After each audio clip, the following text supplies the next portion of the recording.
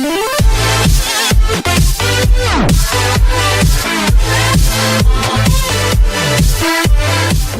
O'Reilly Factor's on tonight. I will continue to address and expose the criminal corruption of Hillary Clinton. But time is growing short for Donald Trump. He's gaining in the popular vote, but the states remain problematic. We'll have a full report tonight. I pledge to you that I will do everything I can to heal the divides. Hillary Clinton's still not campaigning full-time. Is she trying to run out the clock? Talking points. We'll address it. The momentum is on our side. The latest polls have Donald Trump leading nationwide. Also ahead tonight, Governor Mike Pence will be here. He's in Pennsylvania. Is it possible that state will go Republican?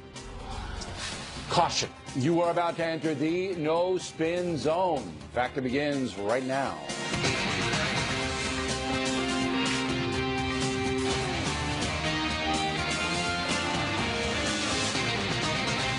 Hi, I'm Bill O'Reilly. Thanks for watching us tonight. The truth about Donald Trump and Hillary Clinton. The truth.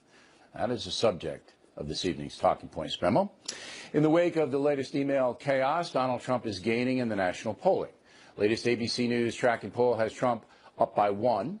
Rasmussen has the race tied. Investors Business Daily has Hillary Clinton up by 1. The Real Clear Politics average, Clinton by 2.2%, which is a virtual tie. But it all comes down to electoral votes, and we'll analyze those in just a few moments. No matter who wins the presidency, Americans will be uneasy. Let's take Hillary Clinton first. Mrs. Clinton has devoted herself to public service for 3 decades, but has not really achieved anything outstanding. Her major accomplishment was helping the state and city of New York after the 9/11 attack. As senator here, she did a very good job getting resources into a devastated area. As Secretary of State, Mrs. Clinton actively participated in President Obama's failed attempt to place the USA in a subordinate position overseas. As we all know, Mr. Obama did not want to lead. Rather, he hesitated in the Middle East, in Afghanistan, in confronting Russia. That policy is turning out to be disastrous, and Hillary Clinton was his Secretary of State for much of the retreat. That is not a partisan analysis. That is a fact.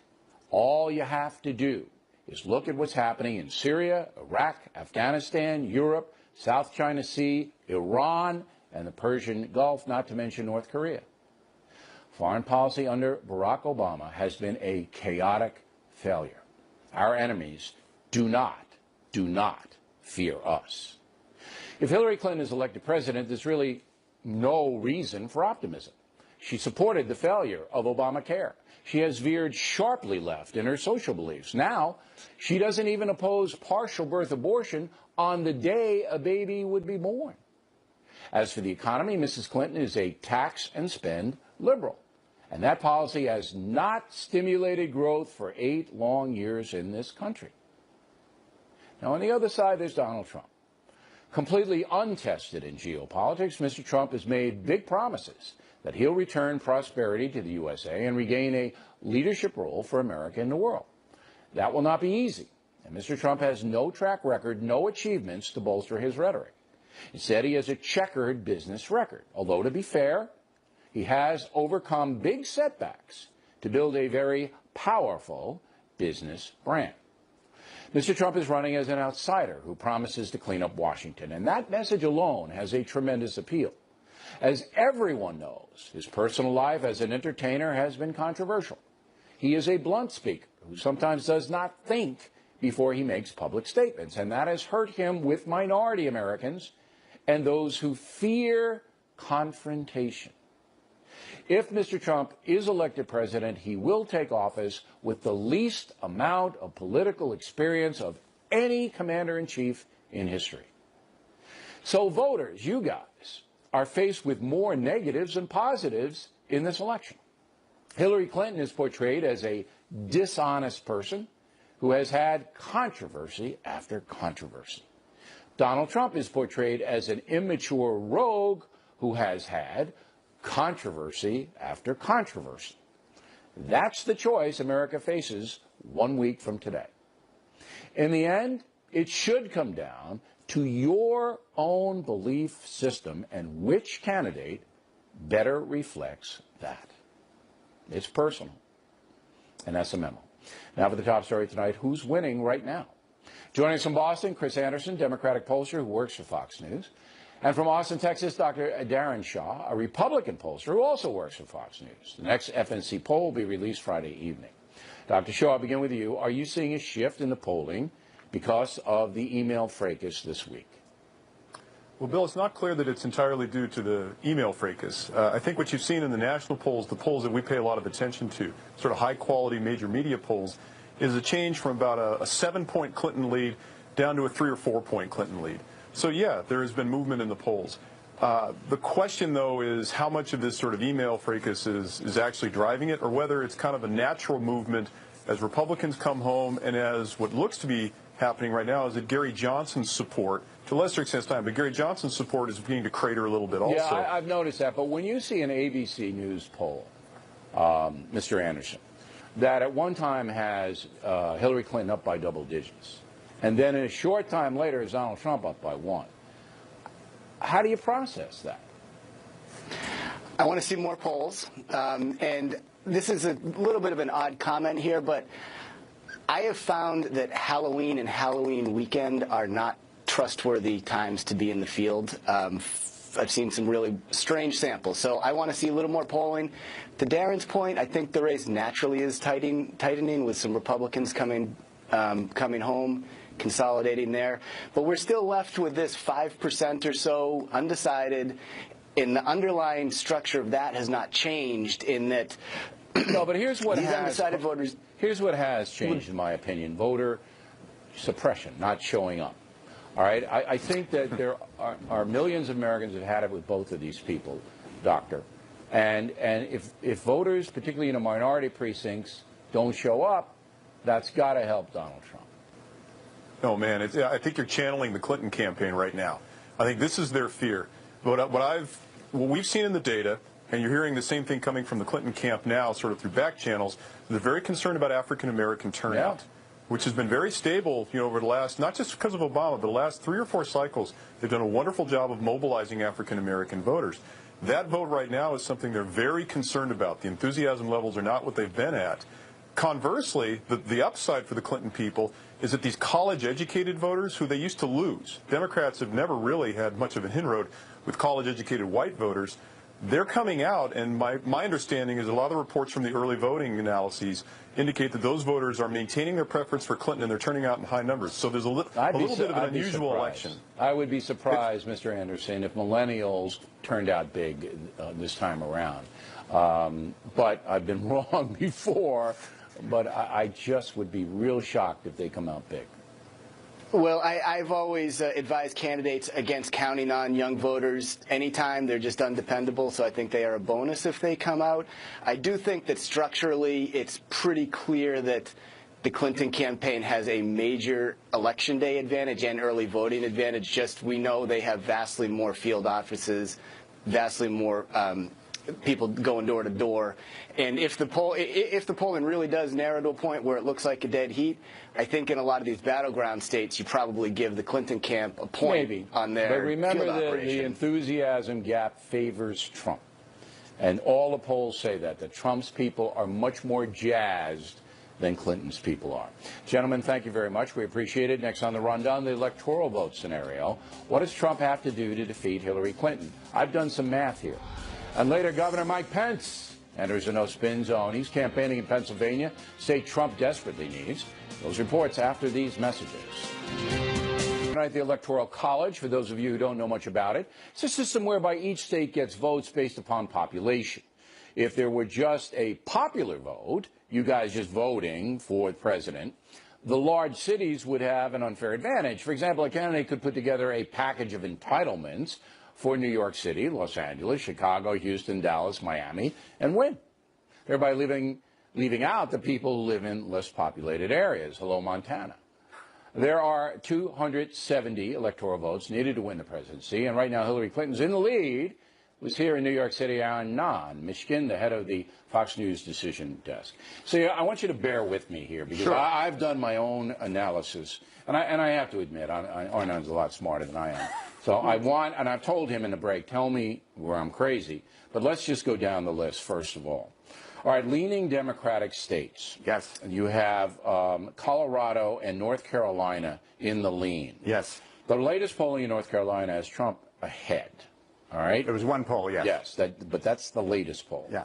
Colorado, Trump he's campaigning very hard in that state, which tells me the internal Republican polling says he's got a shot there. Am I wrong?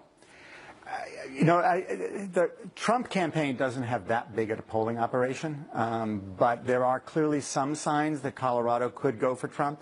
It's close. Yeah, it's close, Okay, absolutely. Right. All right, so you were saying your own? My own sense is that his opportunities in terms of stealing states that currently we have in the Clinton column. Okay, but I don't want to get general. Okay. All right, so Colorado, if they dump out of Gary Johnson, the pot guy, which all over the country that's happening, yes, that helps Trump. Most likely, all right, yes. So that's why Trump's there. So I'm going to say Colorado and North Carolina are the leaning Democratic states that you have are possible for Trump. And maybe he can pick off Maine, one electoral vote there. Absolutely. Now we go over to leaning Republican states, all right? Yeah. Alaska, Georgia, Indiana, Missouri, Nebraska, Texas. I'm giving all of those to Trump. I think that's a good Everyone. bet. Yes. All right, so that's 79 votes. All right, so I've just given Trump, I'm giving him North Carolina. I think Trump's going to win North Carolina. I've just given him 189 electoral votes. Colorado, I'm not so sure about. Are you with me so far? Yes. All right, so he's got 189. Okay. Then we go to toss-up states. Yes. He needs 270. Yeah. All right, the toss-up states, first one is Arizona. I say Trump wins because McCain's going to win big there. I think Arizona, of all those states, we actually may have a leading Republican. I think that's very possible. Okay, so I say he takes Arizona. Florida, it's impossible to call. It's going to be like the Bush-Gore thing down there. It's very possible. 8 votes. 8 guys living in the Everglades, all right? Dodging boa constrictors are going to make the call here. But that's a 29er down there. Florida is Trump essential. he could win that. He absolutely can win Florida. Right. Iowa, I'm saying he's going to win Iowa. That's 6. All right? The Trump will win because of the demographic is all white. All right? It's another good bet. Okay. Maine, the one vote way up in the northern reaches, again, all white. He's been up there, Trump. Hillary doesn't even know where it is. Possible to get that. Nevada, the latest polls show Trump is ahead, and so is the senatorial Republican there. Correct? That's another toss-up state that he could very easily win, yes. All right, but he's gaining in Nevada as Johnson is losing. See, wherever Johnson losing votes, Trump gains. And Johnson's losing in Colorado and Nevada. Yeah. Okay, so far you're with me. You haven't made fun of me once. I got 2 more. All right? I got Utah. Okay. Now, here we got this guy running against him. It's impossible to know. The Mormons don't like Trump. They don't like him. They don't like his personal life. They don't like anything about him. Yeah. So Trump could lose Utah with the other guy winning, not Hillary Clinton. But in a sense, it doesn't matter. Because if Trump doesn't get to 270 but would have gotten to 270 with Utah, the race goes to the House of Representatives. Right. And there the Republicans will because pick she the would be president. below 272. Precisely. All right. Ohio is the last one. 18 electoral votes. Trump is running slightly ahead in Ohio. Portman, the senator, running big ahead. Yeah. Kasich voted for John McCain. He's out of it. If Cleveland doesn't show up, and I think Cleveland may win the World Series tonight, if the minorities don't show up there, Trump wins. Trump could very easily win Ohio, Iowa, and Florida. Absolutely. Looking at the polling today. On the electoral vote, you and I agree that he's got a good shot. Not a good shot. He's got a fair shot. He's got a fair shot, but I don't think even when you get to your arithmetic, he gets to 270. I have it as 270 if he takes all the states that we mentioned. I mean, the one state that I think needs to be in the Trump calculus is Pennsylvania. He's not going to win Pennsylvania, I don't think. We're going to talk to Pence. He's in Pennsylvania tonight, but what I found interesting about the way he's spending his time. Yeah, he's all over Pennsylvania. He's Pennsylvania, North Carolina, Florida, which I think is very shrewd from his perspective. I'd be stunned if Trump wins Pennsylvania, he's president. He's president. I think the race is going to boil down to Pennsylvania, absolutely. All right, thanks very much. Directly ahead, lots of whining about Hillary Clinton's gender again. We'll take a hard look at it. But later, as mentioned, Governor Mike Pence enters a no-spin zone. He's in Pennsylvania, must-win state, as Arnon just said, for his ticket. Up ahead. Gender in politics. You may remember that in 2006, I wrote a book called Culture Warrior that spelled out the intense fight between traditional Americans and those who want to revamp our entire system. One of the main characters in the book was a man named George Lakoff, who teaches at the University of California, Berkeley. His former wife, Robin Lakoff, also teaches there, and said this after Hillary Clinton's email story broke on Friday, quote, "I am mad because I am scared. And if you are a woman, you should be too. Emailgate is a bitch hunt. But the target is not Hillary Clinton, it's us. The only reason the whole email flap has legs is because the candidate is female," unquote. Sorry about the B word, but I had to do it. With us now here in New York City to react, Lisa Booth, Juan Williams. And you say, Juan?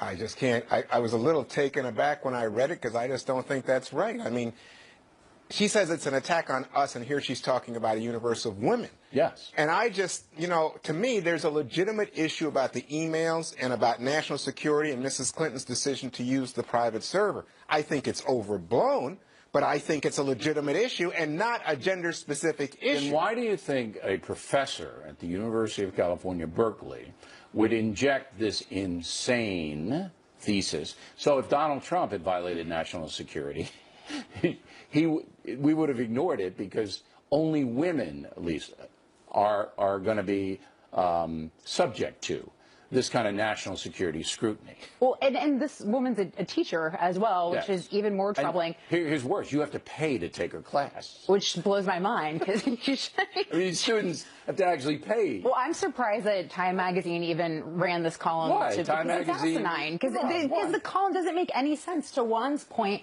which was actually very reasonable, so I'm surprised. But no, but I'm just all right. Go ahead. No, because what kind of message is it sending her students that somehow as a woman you can do whatever you want and then use your gender as a shield to insulate yourself from... But let's be fair, Hillary Clinton's not using it as a shield. This nut is. Well, not in this specific instance. We haven't heard her, but you can go back and look at the Democratic debate, even with Bernie Sanders, which she's trying to use her gender as a shield and a sword. She's trying to use her gender to sway women voters, to say, look, I'm the first female president. Here's my gender card all over the place. All that much. Oh, she has. But then you go back at the debate, and if Bernie Sanders tried holding her accountable on guns during the first debate, and she tried saying that he said that she was shouting, and she tried to say that was sexist. She literally had made that claim. There was also at the Flint debate a conversation about the auto bailout, and her surrogates again tried to make claims of sexism. So when she gets hit hard on the issues, she tries to protect herself. This happened. I don't remember that at all. I'm glad to look, but I will say this. When I'm talking to women politicians in D.C. and around the country, I hear a lot of them say that when they speak aggressively, they are described as shrill. When they make a tough statement, when they take a stand, they're not called bold and fresh. They're said to be uncompromising, hard-ass women and bossy. Bossy woman. I have one very simple question. They're described as shrill. Have you ever read the descriptions of me?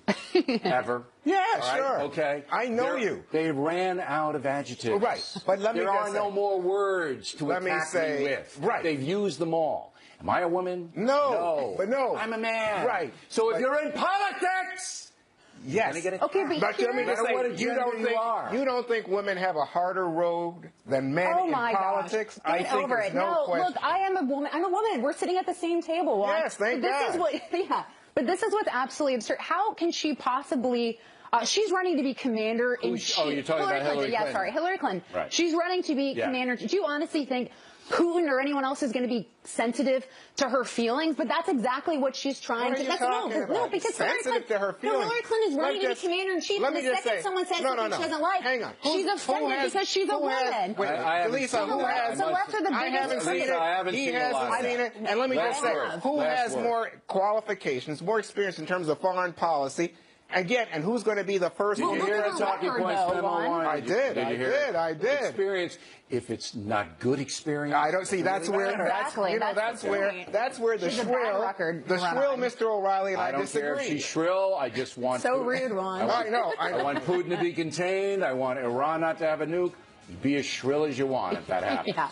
Juan, Lisa, thank you. Thank you. Plenty more as the factor moves along this evening. Gutfeld McGurk have been asked very politely. Come up with 2 campaign things caught their attention this week. We hope it's possible the boys can do that. Also ahead, we know Governor Mike Pence has plenty to tell us. He's trying to convince Pennsylvanians to vote for his ticket. We hope you stay tuned for those reports. Ask your doctor if Chantix is right for you. His illegal segment tonight, Donald Trump continues to say he does not believe all the polling places will be legitimate. So go to your place and vote, and go pick some other place and go sit there with your friends and make sure it's on the up and up. Because you know what? That's a big, big problem in this country, and nobody wants to talk about it. In response to that, 4 state Democratic parties are actually suing Trump's campaign, alleging voter intimidation. Here now to explain further, Kimberly Guilfoyle and Lee Wheel. Voter intimidation? That's right. How? Okay, Hillary's campaign, yes, is behind 4 lawsuits in 4 states in Pennsylvania, Nevada, Arizona, and Ohio. And she's claiming the Trump campaign is intimidating, is going to be intimidating voters that come in. So after these voters vote, they're going to be hanging around the polling places, which is illegal to be, hanging around if you're not one of the representatives by a campaign, and going to be trying to intimidate certain classes of people. After the vote. After they vote. So what good would it do? Well, no, as they're coming in, as other voters are coming in. You said after the vote. No, after the people actually vote. After the voters vote, then they come out, and other people not coming understanding in. it. I'll give you a shot at it. I'm not understanding. Okay, so they're trying to sue, like she said, in the 4 states. That is correct. And the point is they want to speak to the voters after they come out to ensure the integrity. So there isn't any intention. But what good does it do? They've already voted. Well, the point is, what is the point of the lawsuit? If they're not going to try and intimidate someone in selecting and their decision for president. But how can you intimidate someone after they've already voted? Well, this is what the judge is going to have to answer and decide whether or not they're going to honor this temporary injunction to prevent these people from going to these states. The 4 parties in Nevada, Arizona, Pennsylvania, and where was the other one? Ohio.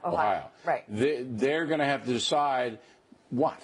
Okay. When is this going to amount to intimidation of voters? What physically do they decide? They decide whether or not. So, okay, I go in to vote, right? Yeah. So I voted. Then I come out. I see other people that are going to start. They're going into the polling areas. Yes. They're going to vote. I'm coming out. I'm just standing there. I'm lurking around. Watching. Standing there watching. So the judge has to decide how much time you can spend? Exactly. Like you have to get out of there in 45 seconds? There is no specific definition of intimidation, and this was designed years ago to prevent voter intimidation of minority voters. Okay. So I think this is going to fail. They're going to have to rule on it. But I'm not sure how a judge can say, okay, you have a minute, 20 seconds to get out of there. In Arizona, it is a misdemeanor to stay within 75 feet of a polling place after you have voted.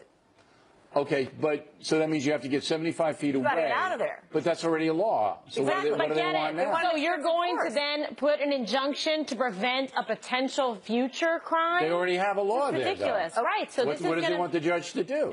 This is going to be They want to join other people. Let me give you an example. In the lawsuit, in the Nevada's lawsuit, they allege that a Trump supporter in early voting, this has already happened, they say, harassed and intimidated multiple voters outside of, this is out in Albertson's early voting location, the store, Albertson's, yelling at them belligerently. Was the guy arrested? They said to call the police, and the person had already left. So they're saying these incidents are already happening. Listen, that's not going to be sufficient evidence or persuasive to any of the courts in any of these states to issue an injunction preventing someone from being outside. So this looks like this is just a total publicity stunt. That's what it's basically it's the little sister, cousin, whoever relative of voter fraud. Now is voter intimidation. So what Trump was saying over here, the Democrats are saying here, and those are states they care about. They're going to be close, so they want to put it out there like, oh, these are bad guys that want to intimidate. So if anything, if say Hillary Clinton loses, then I could say it was voter fraud. Voter intimidation. Because Ziggy stayed out there 2 minutes instead of whatever. Or whatever. Right. Okay. All right. More craziness. See where that's going? Ladies, Nowhere. I finally have it. It wasn't your fault. It was mine. Because, you know, I'm a simple man. And I have trouble grasping concepts. But now I'm happy because I understand. Thank you very much. We come right back. Governor Mike Pence enters the no-spin zone. And Gutfeld McGurk on the campaign. Two things caught their eyes this week. Moments away. Riley Factor, the #1 cable news show for 16 years and counting. Thanks for staying with us. I'm Bill O'Reilly in the Impact segment tonight. Let's bring in Governor Mike Pence, who's running with Donald Trump on the Republican ticket. As everybody knows, he joins us from Pennsylvania. So, Governor, you guys caught a break with this Hillary Clinton email stuff. Do you think it's enough to hand you the election a week from tonight? Well, you know, long before that announcement last Friday, Bill, I mean, frankly, polls around the country were showing tremendous momentum in this campaign. And frankly, I saw it as I was traveling across the country campaigning for Donald Trump and with Donald Trump. The crowds, the enthusiasm. This is really a movement of the American people that want to make America great again. The so-called October surprise. I mean, nobody expected FBI Director Comey to come out Friday and say, hey, we have to reopen this because Uma Abedin's computer may contain national security stuff that shouldn't be on there. So, I mean, that's what I'm trying to get into perspective here, whether that's enough to put you guys over the top. In your opinion, is it? Well, I think that's in the hands of the American people, but the simple fact is that millions of Americans, Bill, were very troubled this summer when the FBI concluded that Hillary Clinton had been, in their words, extremely careless with classified information on a private server when she was Secretary of State, and yet they didn't recommend to continue the investigation or charges. We think it was right, and we commend the Director of the FBI for keeping his word to the Congress and the American people. Okay. They found new, pertinent information. They're initiating an investigation. But what we already knew about Hillary Clinton's years as Secretary of State, where she had a private foundation that took foreign contributions and has come out in this avalanche of emails, I truly do believe convinces millions of Americans that Hillary Clinton should never be elected President of the United States. At the end of the day, I want to tell you, there was tremendous momentum in this campaign, even before this latest announcement, and we're seeing it across Pennsylvania and everywhere we go. Well, you're down by 11 in Pennsylvania, according to the Franklin Marshall poll, but we'll get to that in a moment. But I still want to stay on Hillary Clinton here. Do you think that she is a corrupt person? Well, I don't think there's any question that over the last 30 years, the Clintons' careers have been characterized by Hillary Clinton, politics of personal enrichment. Is she corrupt? I think there's been outright corruption represented throughout their careers, Bill. Good heavens, you had Bob Woodward, famously of...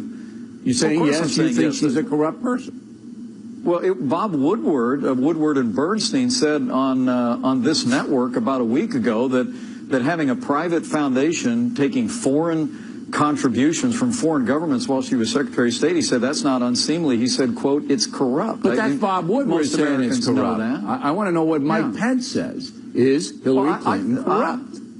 I think her actions as Secretary of State, the pay-to-play politics, where you saw Hillary Clinton and aides to Hillary Clinton actually directing contracts for the reconstruction of Haiti to friends of the Clintons who were contributors to their campaigns and their private foundation. That's the kind of pay-to-play corruption the American people are tired of in Washington, D.C. I think it's going to come to an end the day that Donald Trump becomes president. I think Americans want to know if you think she's corrupt, and you've said now that you do. Is Loretta Lynch, the Attorney General of the United States, corrupt? She does not want to investigate the Clinton Foundation. You just pointed to it. She does not want, according to reportage by the Wall Street Journal, to investigate it at all. Is Loretta Lynch corrupt?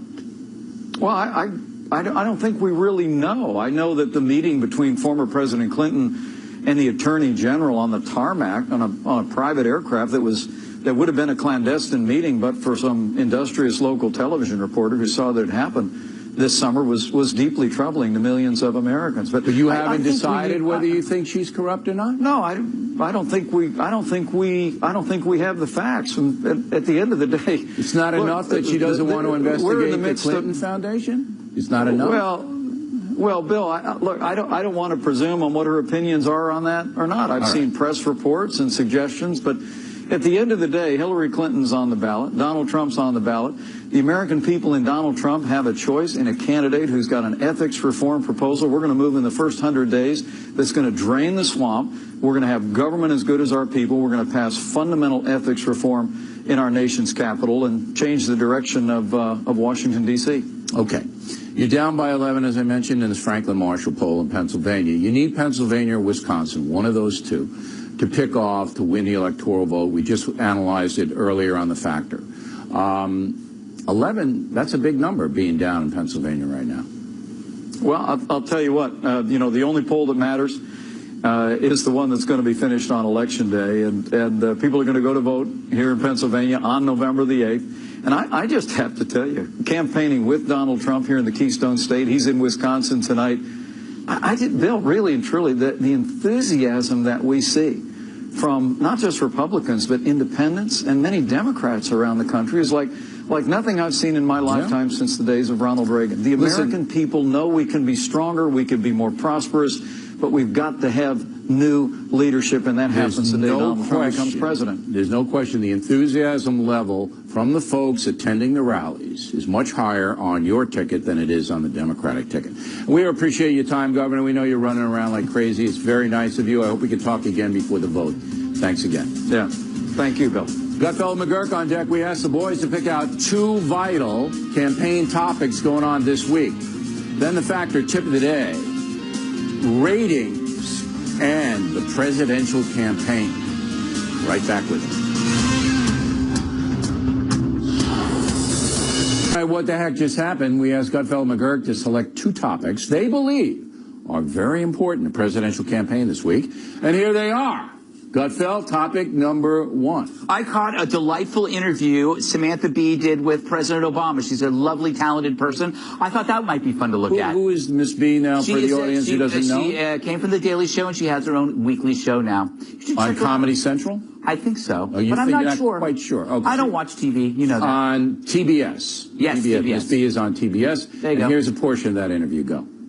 If you like that. Now, why did you like that? He's out of his gourd. Get it? Pumpkin? Yes. Thank you, America. Fantastic. Look, President Obama is like a superhero. He's a psychic feminist. He can actually foretell that people will be sexist in the future. Yeah. He's splitting. He's leaving the country. He's going to Canada. They have methamphetamine up there in Canada? Well, they have it up there, and free health care, and it's a place where he has fond memories of so Brian from the Vietnam War. He's a liberal guy. He's going to move to Canada. So what? Well, yeah, ironically, he's one of the guys who did more to highlight the problem of drugs coming in from Mexico. But here's the thing. I mean, Hillary Clinton's running around. Trump's making a mockery of democracy. Yeah. He won't accept the results. Well, these people are similar. A lot of these people, you have a list of people. Lena Dunham, Miley Cyrus, Amy Schumer, Al Sharpton. They're all going to go. They're all going to go to Canada. But here's where Sharpton's going to Canada. Did he say he's going to Canada, Sharpton? He's leaving. Most of them say they're going to Canada. Some say Australia. Right. But none of them are going to Mexico. We have racists. We have Mr. Cranston saying this. Go. If come the election, Brian, if he does win, do you fancy an extended vacation to Vancouver? It wouldn't be a vacation. I'd be an expatriate. Come and join absolutely. me. I would definitely move. It's not real to me that would happen. I hope to God it won't. There's a lot of drugs in Vancouver. You might be happy there. Your second one. Anthony Weiner, obviously implicated in the email scandal. Donald Trump, to his great delight, has been commenting on it. I think we have tape, don't we? Do we? I don't even know if we have tape on that. Sir. Do we? Yes. No, absolutely. We don't have tape on that. Well, now that makes me look really stupid, producers, because just you told me there was going to be Tell tape. me what you were impressed with Trump commenting on Weiner. I think he can't believe the joy that he has, because Weiner is the Forrest Gump of perversion. In every historical context, he shows up and he soils it. In the 1960s, Anthony Weiner would have been in an overcoat and nothing else, hiding behind a tree in a farm. It's low-hanging. It's low-hanging. He is the bottom. I'd say he's the bottom of the barrel, but that would be insulting to barrels. Your second thing caught your attention. Donald Trump saying that if he did what Hillary did, which was accept questions pre-debate or pre-town hall meeting from one of his operatives, the head of the DNC, for example, that he would be in the electric chair. They would put him in the electric chair. So he's saying because Donna Brazile gave Hillary Clinton a question, that if it had happened on the other side, Trump had got a question from, say, Omarosa. That's right. All right? That the press would have gone wild with it. But this got a lot of publicity, though. Did it really? Yeah, it did. I didn't see anything on the front page of the Washington Post, New York Times. CNN didn't have the panel of 9 pro-Hillary people and 1 pro-Trump. CNN guy said today that he was not going to stand for this again. You know what? They're complicit, too, by the way. CNN, you think so? Yes, I absolutely You think they knew that it was happening? I think they got it from somebody at CNN. It happened on more than one occasion. First time they blamed that guy, Roland Martin. Yeah. The second time, there's nobody to blame. It was just her and the CNN people. And by the way, I don't think they'd give him the electric chair. I think they would crucify him because it's more drawn out and more painful. All right, gentlemen, there they are. In fact, the tip today, the truth about the presidential campaign and cable TV news ratings. You want the truth? We got it. The tip, moments away. Back to tip today, cable TV news ratings and the presidential campaign. Some interesting stuff for you. First, tickets going fast for the Spin Stops Here Tour 2017, starring me, Miller, and Waters for the first time. We'll see everybody in Tulsa, Oklahoma at the BOK Center. Friday night, January 13th, coming up. Reading, Pennsylvania at the Santander Arena, Saturday, January 14th. And we'll go out to Omaha, Nebraska at the CenturyLink Arena, March 24th, Friday. And then travel on to the Tacoma Dome, Saturday, March 25th. Looking forward to that. Finally, theater at Westbury, Long Island, June 17th, right before Father's Day. Tickets going fast, will sell out. They make great Christmas and Hanukkah gifts. Check it all out on BillO'Reilly.com. You'll have a blast. Now the mail, Kenneth Silva, San Pedro, Honduras. It's San Pedro Sula, Honduras. I've been there. I live here in a third world country, and the U.S. is teaching us how to have a corrupt election. May God save America. Dr. Daniel Canucio, New York City. Bill, you're defending James Comey for the email revelation and criticizing Congressman Cummings for partisan flip-flopping. Does this mean that you no longer question Comey's integrity? He should have fought for a grand jury in the email case, Doctor. That's my major beef with Comey. Fred Mack, St. Louis. Bill, your comments about Comey are completely wrong. Even Judge Janine blasted him for action so close to the election. Kathy Marshall, Manassas, Virginia. When Donna Brazile went low, Hillary did not object. She willingly stole the debate question and has not apologized. Lorraine Kiewit, Altadena, California. I'm a graduate of DePaul University, and I'm stunned they have banned the Unborn Lives Matter poster on campus. I will no longer donate. George Starner, Cape Coral, Florida. O'Reilly, you were correct in stating that drug dealers are violent criminals, but neglected to remind viewers that President Obama does not feel that way. We've covered the president's big mistake extensively here, George. Don Brown, Pine Grove, Pennsylvania, just finished Killing the Rising Sun. My father was also in the Pacific and was on Okinawa. The most moving part of your book, Mr. O'Reilly, was the part about your father's involvement. That was not easy for me to write, Don, but I'm glad I did it. Thanks for reading the book. Geraldine Blackwell, North Aurora, Illinois. After reading Killing the Rising Sun, I now know why my father never talked about his experience in the Pacific. And finally tonight, the factor tip of the day. October was a huge ratings month for the Fox News Channel, thanks to Donald Trump and Hillary Clinton. Last night on Halloween, the 2 airings of The Factor produced 6,300,000 viewers. Incredible audience. In the regular time slots for the entire month of October, FNC dominated with the top 6 rated programs in cable news. Factor number 1 for the 191st consecutive month, averaging almost 3,400,000 viewers at 8 Eastern Time. Second, Kelly. Third, Hannity. Then Brett Baer, the 5, and Hume, 6th. In the 25-54 demographic, The Factor won easily. Hannity, 2nd. Again, the big numbers are due to the presidential campaign. Now, as always, there is misleading propaganda put out by some TV people who add in special events like post-debate analysis and political speeches during hours, and they add those to the viewer totals. That kind of viewer inflation is a one-off, not indicative of daily success. Truth is, on a day-by-day basis, the factor continues to rule, and we here continue to thank you for making that possible. Factor tip of the day. And that is it for us tonight. Please check out the Fox News Factor website, different from BillO'Reilly.com. Also, we'd like you to spout off about the Factor from anywhere in the world. O'Reilly at FoxNews.com. O'Reilly at FoxNews.com. Name it down if you wish to opine. Word of the day, do not be specious. And that pertains to the tip of the day when writing to the Factor. Now, for you BillO'Reilly.com premium members, there's an extra special no-spin news posted for you. Check that out on the campaign. Again, thanks for watching us tonight. I'm Bill O'Reilly. Please always remember that the spin stops here, because we are definitely looking out for you.